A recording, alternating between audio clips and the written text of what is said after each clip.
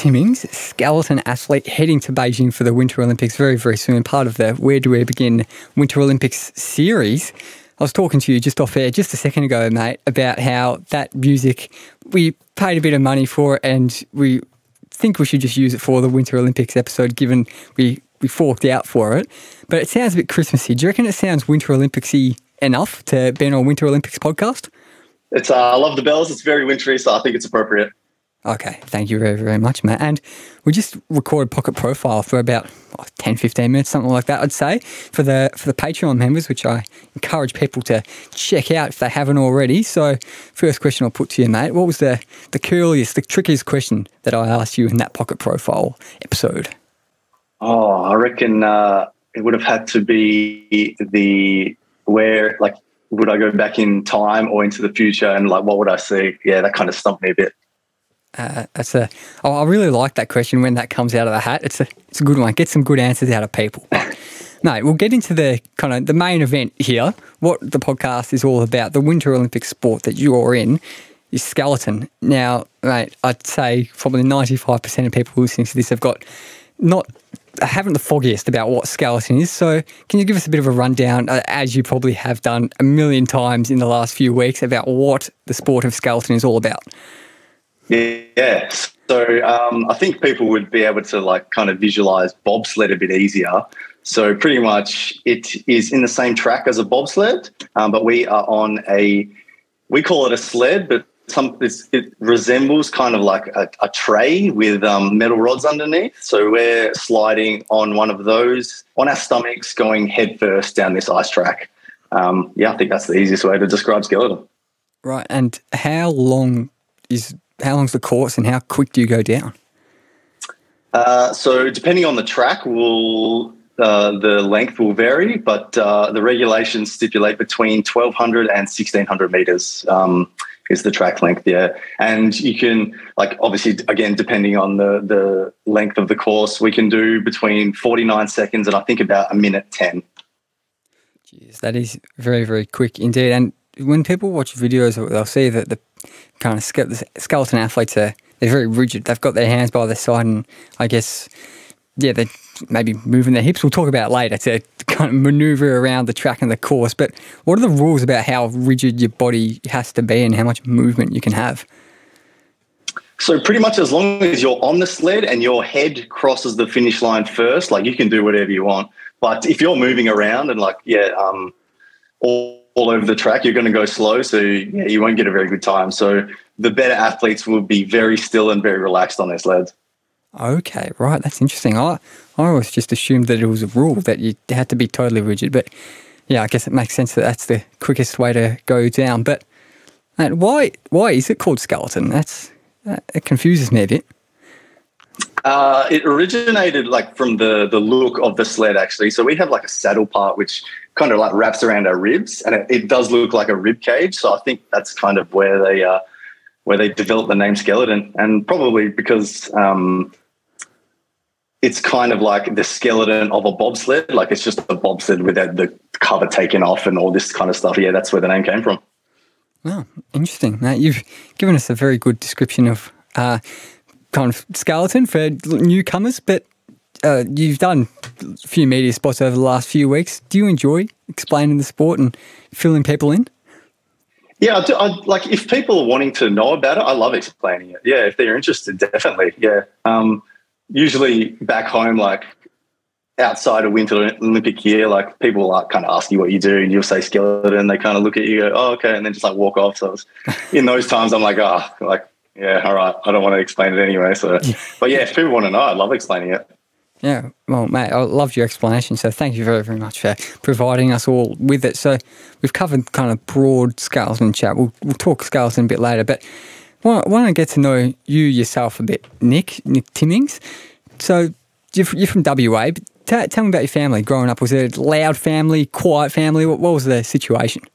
So family consists of mum, dad, and I actually have a twin brother, Dean. So it was the four of us, and I think having twin boys in the house was a bit of a handful, very high energy household. So, I'd say it was very loud and very energetic household growing up.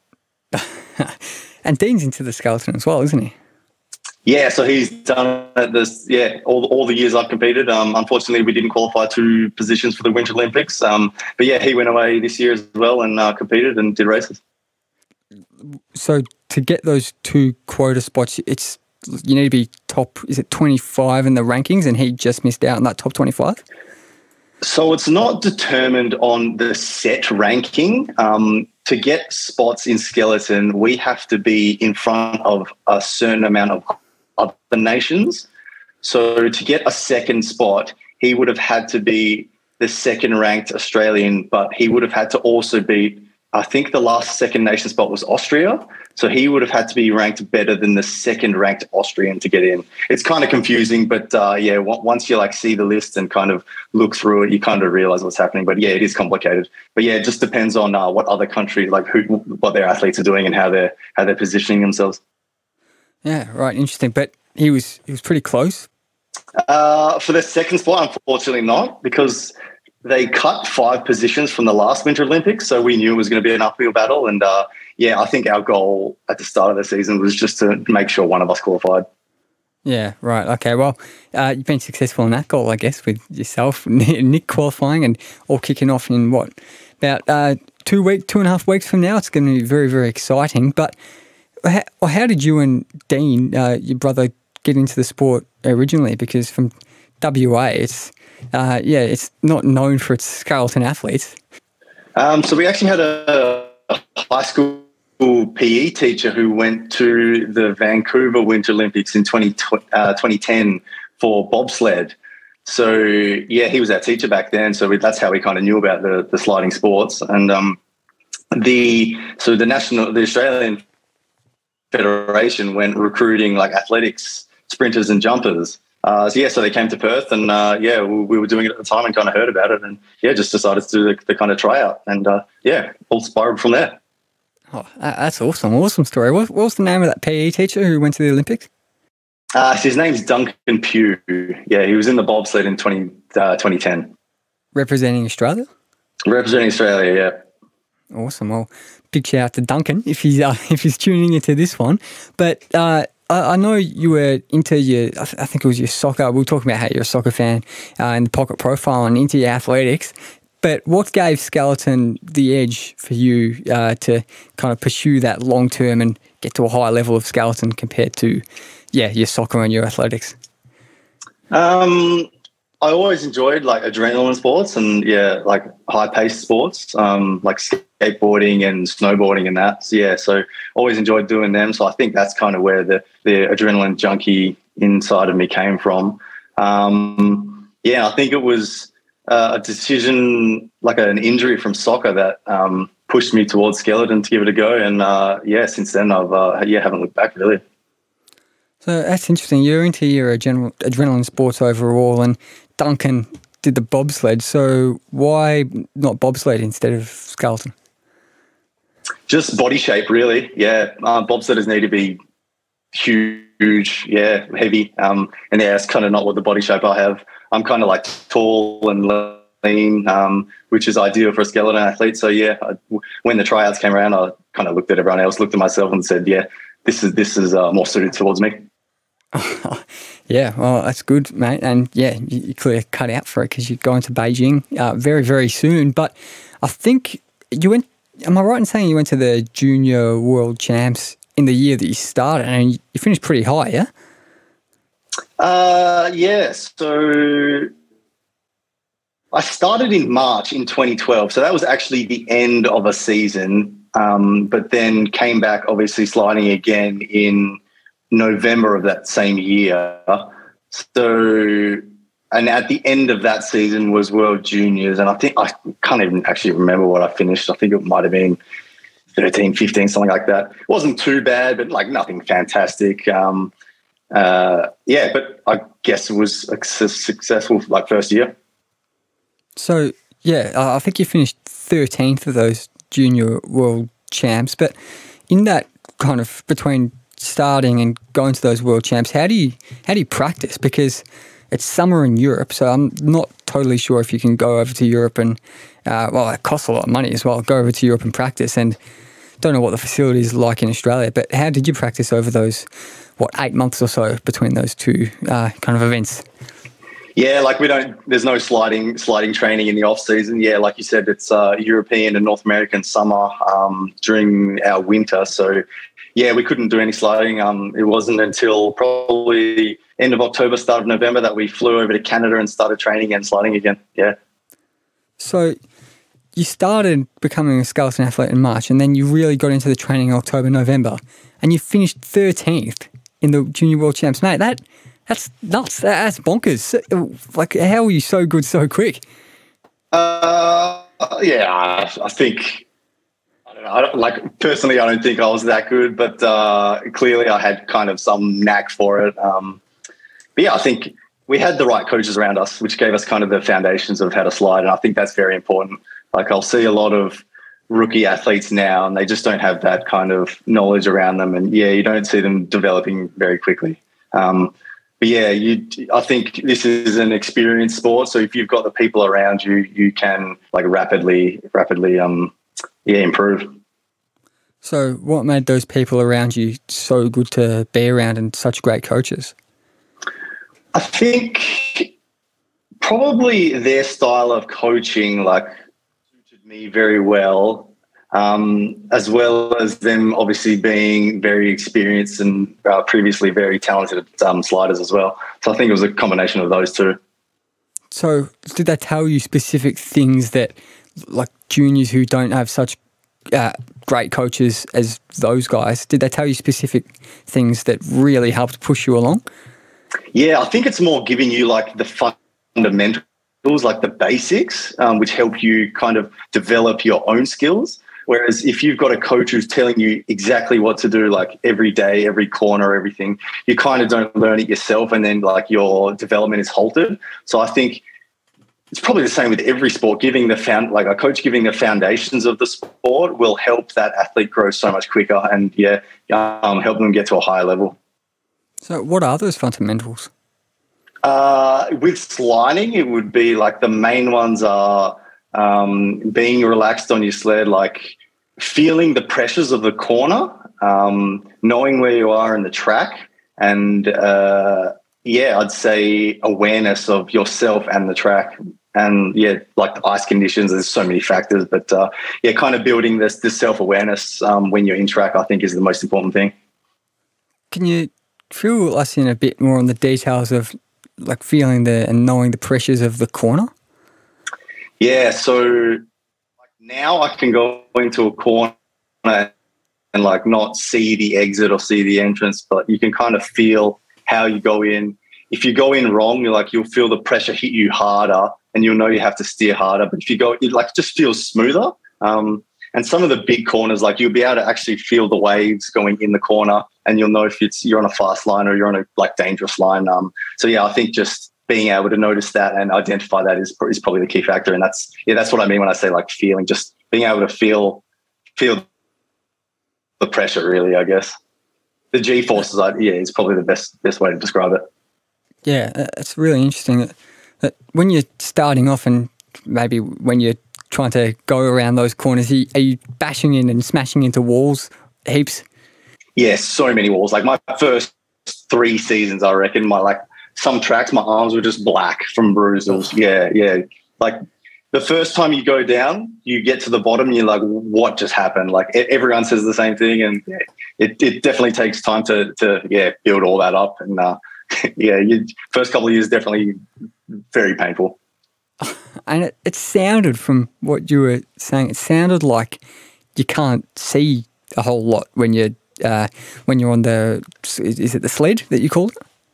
Yeah, sled. And so when you're new to the sport, your head will be well above the sled, because most people will try to see where they're going in and out of corners. But if your sled is high, your shoulders won't be touching the contact patches on the sled, which means there won't be equal balance between your shoulders and knees. So that'll cause you to be unbalanced and will cause you to skid. So if you're looking, you're most likely your shoulders will be high and you won't have control over the sled. So that's you're essentially not driving your equipment correctly, really. All right. Very interesting. I'm really enjoying you kind of giving us all these details about skeletons. It's very, very interesting, mate. So thank you. But I want to know if, like, are there particular sports that really, or skills from other sports that really translate well into the skills of skeleton? Like if old Jimmy Johnson in grade 5 was really good at soccer, does that help him at all with skeleton? I'd say soccer wouldn't be a very good one, apart from maybe for a fast sprinter and maybe have good hamstrings. That'll be the only thing. But I think sports like downhill mountain biking and maybe even surfing, when you're like kind of pulsing on the wave, feeling those kind of changes and those pressures, that's probably the most identifiable thing. Maybe like obviously car racing, going around with G-forces as well is probably very transferable. But your usual footy, soccer, athletics, I think your physicality is the only thing that will be transferable. Tell me about the hamstrings, mate. So is it just that like they have to be tense the whole time? Just because we're at our push start, we're bent over sprinting as fast as we can. It puts a lot of load on your hamstrings, and they start flat, but they'll go downhill. So we're actually running downhill bent over, which is a very bad position for your hamstrings. So yeah, I think this sport is probably the most known injury to athletes is probably hamstrings. Right, interesting.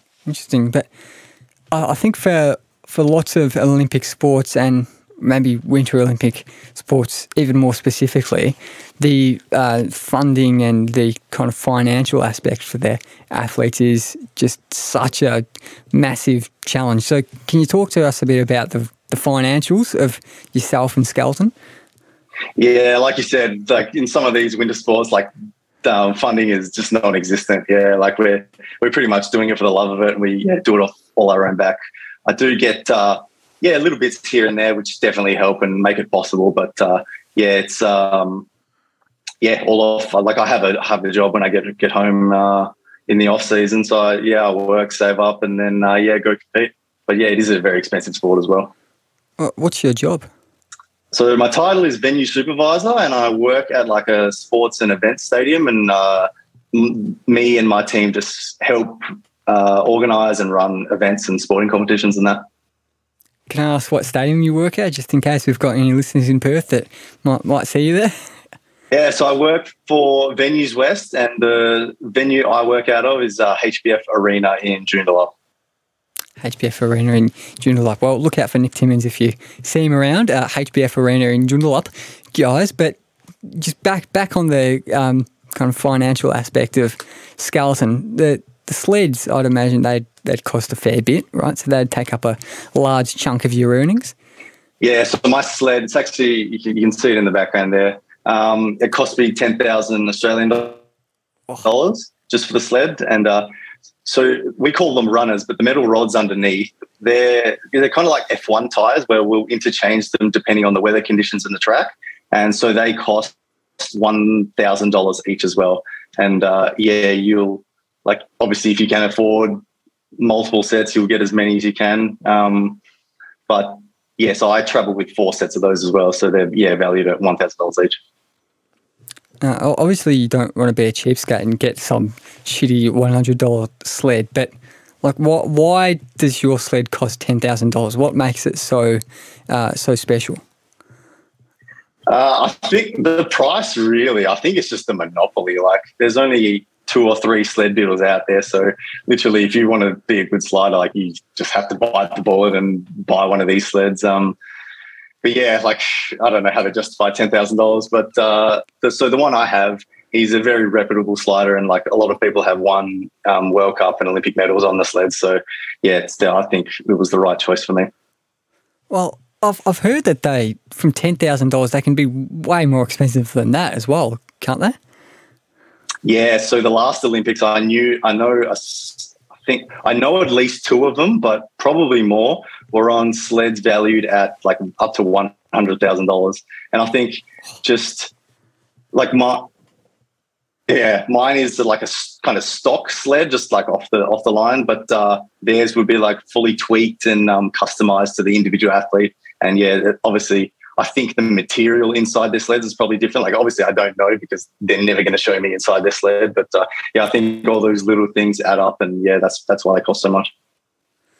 Showing you inside the sled, that's interesting. So, like, if you showed me inside your sled, what would I see?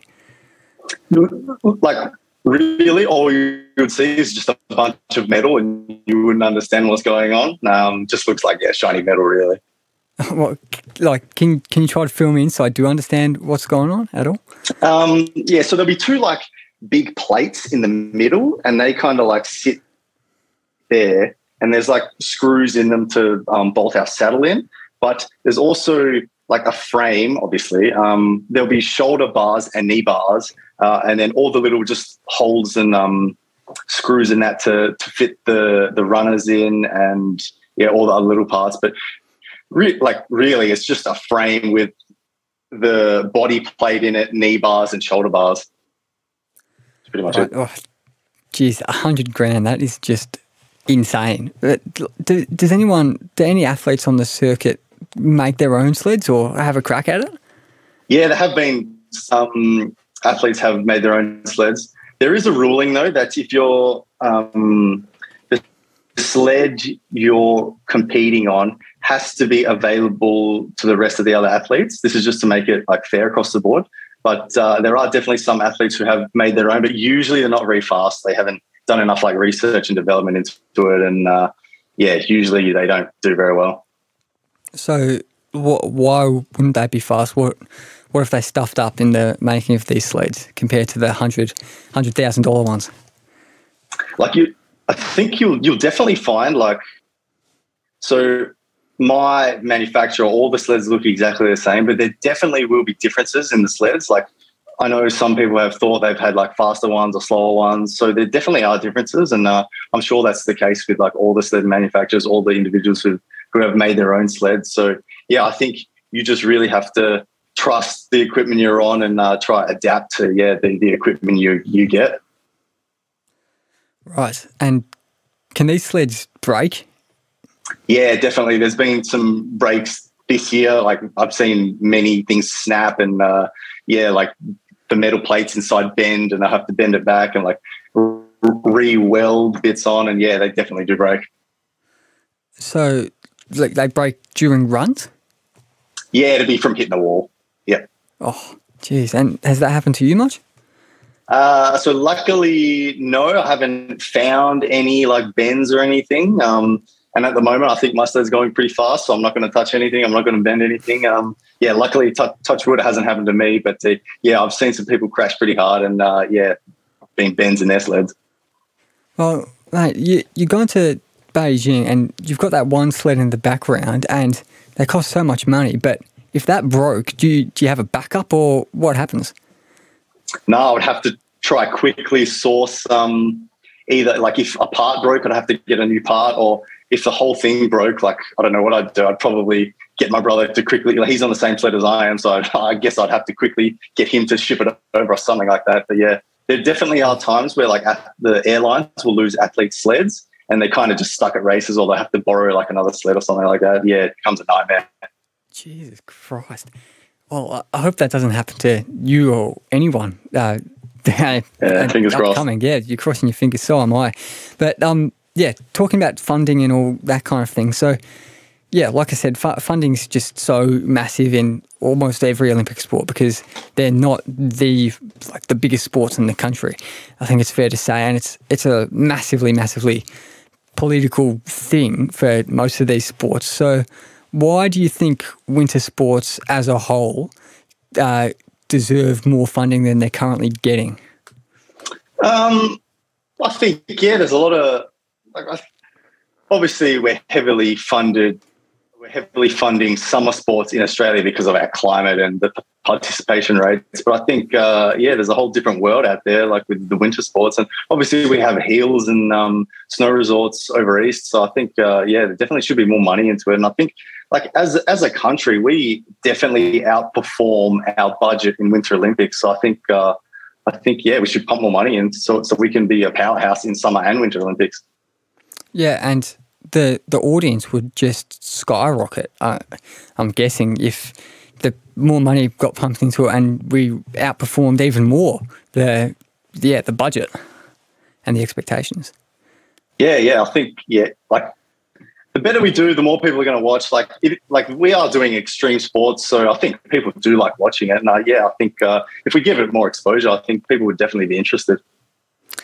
So what is it about skeleton specifically that, like, compared to all the other winter sports, why do you think that's got the edge, and why do you think skeleton specifically should get a bit more government money, government cash?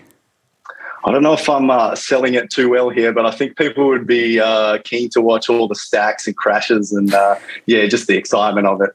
I think that's what will bring people to watch and participate in it, yeah. So when you're watching skeleton, how do you watch skeleton as a viewer? Oh, I definitely enjoy the stacks and crashes. It's still good to see. Yeah. I think you'd be lying if you said you didn't enjoy a bit of a flip or a stack here and there. But I just enjoy the precision of it. Really, like seeing one of the top athletes go down, like not seeing them move at all and having like a good line is it's very like pleasing to me to see that. So you've by this stage you've become successful. Like you go into the Olympics and like maybe you can just step up from there, keep going on and on and on. But you need to be successful to not lose just a shitload of money really in skeleton, I think, with the price of the sleds and the price of the travel and all that. So what was your thinking when you decide to pursue like elite level skeleton and like risk losing all this money? I think it was just for the enjoyment of it. Like the goal was just to be like get the furthest I could get and see how far I could push it and how far like up the world ranking I could get. So that was my goal really. Obviously the money does play a factor. Like you have to kind of decide how long you're going to go away for, like how much equipment you're going to buy and that. So I think, like you have to kind of have a balance between spending all the money and competing in that. But really it just came from the love of it, love of the traveling, the seeing all these places, and then, just the adrenaline of actually competing. I think that's what really pushed me to do it. Yeah, is there a particular place that has stood out for you? Yeah, I've got a lot of favourites actually. Probably three I would name. Whistler in Canada. It's a good place and very, very scenic, and the track's pretty gnarly, which is always fun. Koenigsee in Germany is actually, I think it's built below one of Hitler's eagle nests. So it's a pretty nice area there. It's got some history to it, and it's very scenic as well. So it's a good place.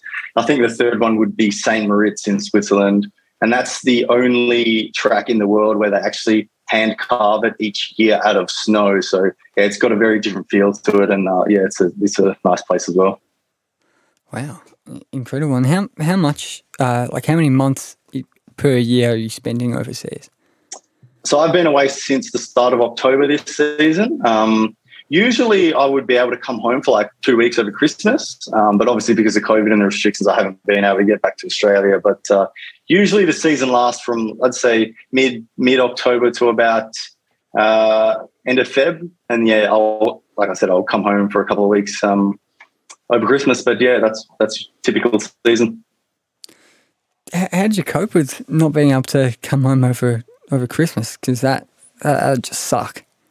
Yeah, like obviously last year was COVID, like we got hit pretty hard, and going away this season, I was 99% certain I wouldn't be able to come home. So the kind of expectation of knowing I wouldn't be able to come home I wasn't surprised. So I managed to, just cope. So is everyone else, like all the other athletes that you're with, are they all going home for Christmas and you're kind of stuck by yourself, just, watching Home Alone in bed at night, or what's the deal? Yeah, so obviously all the North Americans and Europeans, they do go home for Christmas, so it's lucky for them. I am lucky. I have a friend, he's actually from Perth. He now lives in Italy, and he's only 3.5 hours from one of the tracks. So I went and visited him over Christmas, and I was lucky enough that they were very accommodating and had me over for Christmas. They included me in all their family lunches and dinners. So I was ate so much food over Christmas and saved on accommodation and saved on food. And funny you actually say that, we did watch Home Alone as well. So, yeah, it was a good Christmas for me. Oh, mate, you have to. It's for tradition. Should be a tradition for everyone. Should be compulsory, I reckon. But I agree. Yep. For you, Nick, what is it what's the thing or things even that motivate you to get to the top and get as high as you can and, get the highest placing you can at these Olympics and maybe future Olympics? I think just, I always wanted to be like a sports person, and I always kind of had the like notion in my head that got to do it while you're young. Like, you can't wait till you're older. Like, obviously your body's just going to get frail and, your fitness is going to go down. So it was kind of just my mentality growing up was, I wanted to be a sports person, and I just wanted to do it as long as I could. And from there, I think it just kind of stemmed on, like, you get to one level and you go, okay, like what now? And you try to improve and get better. And I think it just kept it was just like a ladder, just kept going up, and my goals kept shifting. And I'm fortunate enough to have got to this position now. How many years do you think you've got left in you? Luckily for skeleton, so guys winning World Cup like golds and medals and that, World Championship medals, they're like mid-30s now. Some of them probably even – actually, there's a guy who won a World Cup this season. I think he's 38 or 39. So there is a lot of longevity in skeleton. So I think, if my body can handle it and if I can financially if it's financially viable, I'd love to continue. I think I've definitely got at least one more Olympic cycle in me. And what, you're 31 now? Yeah, 31. 31, right. Okay, yeah. So I guess if people are still doing it at 38, 39, you've got a lot of time left. But we were talking about kind of what motivates you to reach the pinnacle of the sport. But kind of extending from that, who motivates you? Are there specific people that motivate you to get to the top and reach those heights? I'd say my main motivations didn't come from like actual athletes. I think it was more like family around me. My mum's older brother was a general manager. Like, he worked with professional soccer clubs, and like the love of sport came from him. And like, although he wasn't an athlete himself, seeing him work so hard within sporting organizations kind of just wanted, I wanted to push as hard as I could. And see where I could go. So I think my main motivators came from, my uncle and, just family around me. Love that, man. And you've got, am I right in saying you've got 2 coaches? That's what I saw, at least. Yeah, so technically I have 3, actually. Oh. So I've got a sprint coach back in Perth, strength and conditioning coach back in Perth, and my sliding coach is he's Canadian. So I've employed him for the last couple of seasons. Right. And what are the names of these coaches? So my sprint coach is Leonie Derby. My strength and conditioning coach, his name's Adam Wolski. And my sliding coach is Jeff Payne. Well, it sounds like they're doing a very, very good job. So props to them. But for qualifying, we were talking about how you qualified before, but does Australia have much of a history of skeleton athletes qualifying for the Olympics? Yeah, so we've had male and female representation at the Winter Olympics every game since 2006. So, we're doing pretty well. Oh, pretty well indeed. And how well have they done at the Olympics? When this is your first one, but the people who were there in the past, how well did they do? So there used to be a women's program. So the women's skeleton had actual full program. So they had like physios and coaches travel with them. They had a full team environment. This was funded by the AIS. So during those days, they were getting some pretty good results. Like, I think the girls won a couple of World Cup medals. I think their best Olympic finish might have been in 2006, actually. I think it was, I can't remember. It might have been a 6th place. But since then, I think we've got maybe 10th, 13th. I know the last male at the Olympics, he got 17th. So it's anywhere between those ranges. Right. And what are you aiming for yourself at Beijing?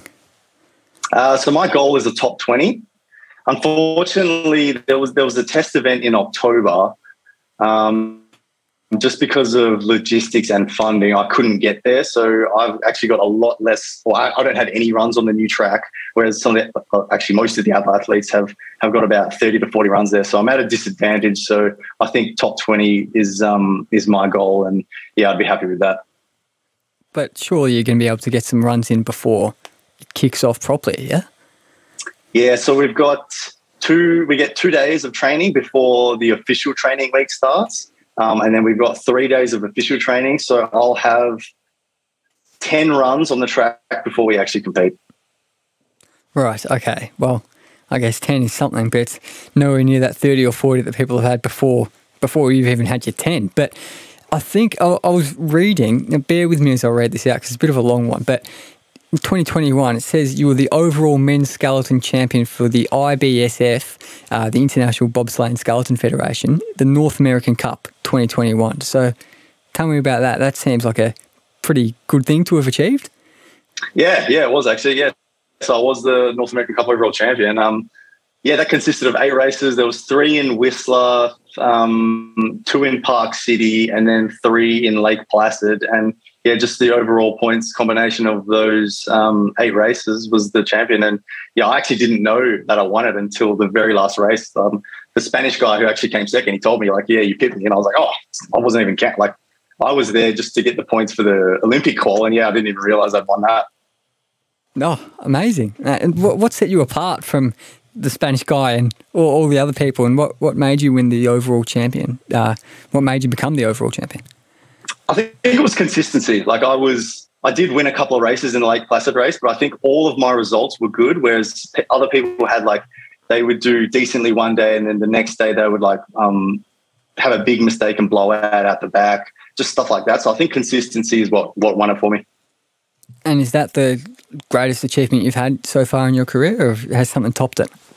Yeah, there's a couple of good moments. That's definitely got to be up there. I think, this year I've had a lot of good achievements personally and, memorable ones. But that definitely has to be up there. I think there's probably about maybe 2 or 3 others that are, I'd say, tied. What are those 2 or 3 others, if you don't mind me asking? So I had my best World Cup result this season as well, which was 19th. And because of the size of the World Cup field this year, I think that was a very good achievement. Like if you're in the skeleton world, so in that race, I beat the previous Olympic gold medalist. So I think that was a big achievement for me. So that was one of the ones I count. Oh, mate, that's absolutely massive.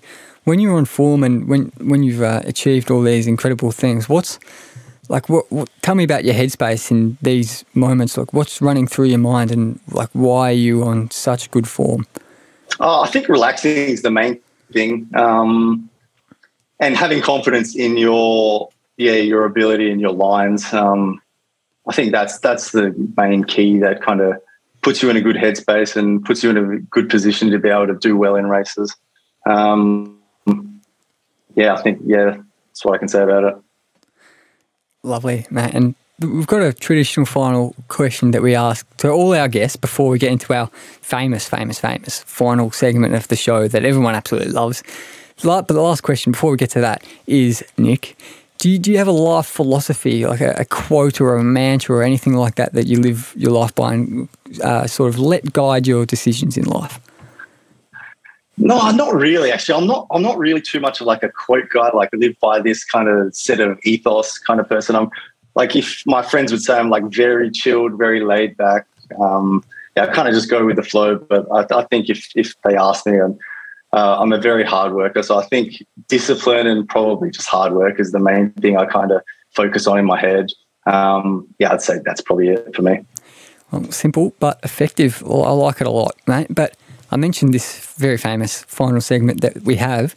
It is, look, I'll say it's probably up there with the Winter Olympics in the biggest competitions around the globe, really.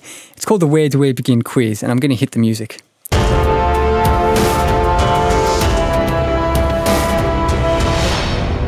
Now, here's the deal with the Where Do We Begin quiz. All our listeners will know that usually we pit Lockie, the co-host, against the guest and they go 1v1. They lock horns in battle for the ages, as it always ends up being. But obviously, Lockie's not here. And he's not going to be here for lots of these Winter Olympics episodes, unfortunately. So we're we've got to kind of mix up and get a bit creative with this quiz. So at the end of this quiz, I'm going to post up on all our socials a leaderboard for all the Winter Olympians and how many questions they've got right. So I've got Winter Olympics-based questions for you, Nick, that I'm also going to put Winter Olympics-based questions to all our other guests. 8 questions for you. If you get, well, how many ever you get, you'll be at the top of the leaderboard after today because you're the first person that's done this quiz. So, well, I guess congratulations for that. Very well done. But yeah, 8 questions, some about skeleton, some about the Winter Olympics in general. Are you ready to go? Cool, let's do it. Let's do it. Okay. And mate, no pressure, but I'll just say this is, if you do well in this, if you get 8 out of 8, it's probably up there with winning the North American Cup, maybe even Olympic gold. I'll just say that. But I've got some special quiz music that I play when I ask the questions. So here we go. Nick, what is the southernmost city to have hosted the Winter Olympics? Ooh, southernmost city.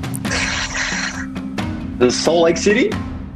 Nick, Salt Lake City is incorrect. The answer in Japan is Nagano in 1998. So, unlucky. I haven't got off to the greatest start, but you've still got 7 questions. And like I said, you'll still be top of the leaderboard at the end of this, however you go. But question 2, I'll hit the music again. Only one skeleton athlete in the history of skeleton at the Olympics has won 2 golds in the event. What is the name of this skeleton athlete, Nick? Lizzie Arnold. Lizzie Arnold is absolutely correct. He's on the board. Nicely done. Very good. 1 from 2. Not bad at all. Not bad at all. Move to question 3. Nick, a bit of a general Winter Olympics one here. Which country, bordering Switzerland and Austria, is the only nation to have won medals at the Winter Games, but not the Summer Olympics? Oh. You're in Austria right now, I believe, for all our listeners. I am. Wow. The Czech Republic? The Czech Republic. No, is incorrect. It's not. It's not the Czech Republic. They've won 2 golds, 2 silvers and 6 bronze, all in alpine skiing, and the country is Liechtenstein. Okay. Have you been to Liechtenstein before? No, I haven't. Yeah, I should brush up on my geography. Yeah, you haven't. Well, I think I saw it's like the 4th smallest country or something in Europe, so I don't blame him for not getting that one correct. It was probably a bit of a tricky one. But we'll move to the 4th question. You're 1 from 3, but you've been good on the skeleton one, so I've got another skeleton one for you. In the history of skeleton at the Olympics, 11 nations have medalled in the event. So I'm going to give you 4 countries. One of them is not in that group of countries who has medalled in skeleton. So the 4 countries are Norway, Russia, South Korea, and Austria. Which one of those countries haven't medalled in the skeleton? The answer is Norway. Norway is spot on. Nicely done. 2 from 4. It's not bad. Half and half. And I think Norway, if I'm right, has got the most medals for just overall Winter Olympics, but no medals in skeleton, interestingly enough. But we're halfway through. Question 5 is this. Just general Winter Olympics. How many Winter Olympic Games have had no events take place in the month of February? I say 2. Nick, 2 is incorrect. The answer is 0. Every Winter Olympics has had some kind of event take place in February, because I guess that's when winter is over in Europe and North America and Asia even. But question 6 for you, getting every second one right so far, so I think you're due for this one. Hit the music again. In the years that skeleton has been an Olympic event, because sometimes it hasn't been an Olympic event, but in the years it has been an Olympic event, Australia's not sent athletes for the sport 3 times. So in the years where skeleton was an event, in which 3 Olympics did Australia not send any skeleton athletes? I don't know if that's correct. I think it was only 2002 that we didn't have a skeleton representative at the Olympics. Well, Mate, I might have to double check, but I believe there were skeleton events in St. Moritz in 1928 and St. Moritz in 1948 as well. So, but between you are correct, Between those, they didn't have any skeleton, but Australia didn't send athletes to St. Moritz in 1928 and 48 and Salt Lake City in 02. But so that means you're unfortunately incorrect. I was scared for a minute there that I hadn't done my research correctly, but you backed me up there, so thank you for that, mate. What are you? I think you're 2 from 6, so if you get the next 2 right, you'll square the ledger and be 4 from 8. Are you ready for question 7, Nick? Oh, okay. I don't know if I'm ready, but yeah, let's go. Okay, well, fingers crossed for you, mate. I hope you get this one. Here we go. What is the motto of the Winter Olympic Games in Beijing in 2022?